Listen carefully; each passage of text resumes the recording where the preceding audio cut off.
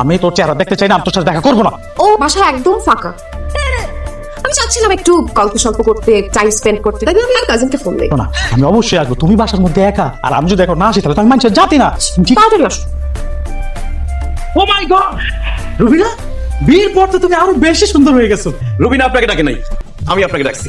এই কথার মাঝখানে এটা কইতে গেছি, কাবাব মে হাড্ডি, তুই দেখছিস মানে? এই তুই কে? আমি রুবিনার হাজবেন্ড। রুবিনা, আমার হাজবেন্ড তোমার সাথে একটু কথা বলতে চায়। সত্যি কথা বললে তো তুমি আসতা না, এর জন্য তোমার সামনে একটু মুলা ঝুলিয়ে তোমাকে এখানে নিয়ে আসছি। তোর তোমার সাথে কি কথা বলবো? আমি আপনার সাথে কথা বলবো না ভাই, আমি আপনাকে মারবো। এই এই কি বলেন? আমাকে মারবেন মানে? আমি কি করছি?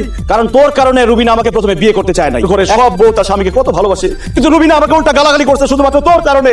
যখন যা করতাম সবকিছুতে তোর সাথে আমাকে তুলনা দিত। আপনার বউ আপনার কথা শুনে তো মারলে, আপনার বউরে মারেন, আমার কেন মারবেন? আমি কি করছি? আমার কি দোষ? তোর দোষ হলো বিয়ের আগে তুই আমার বউর সাথে প্রেম করছিস কেন? হয়ে গেছে, ও 2-3 বার আত্মহত্যা করতে চাইছে, ওরে মাইরো না। চিনচিন চিনচিন ও মাগো, তাহলে আমার হসপিটাল নিয়ে চলো, বুকটা চিনচিন করতেছে। তুমি বুঝ চিনচিন করতেছে, তাই মারো, তাই মারো। এই ওকে একটু আস্তে মারো, আস্তে মারো, আসতে পারেন, হ্যাঁ? আস্তে।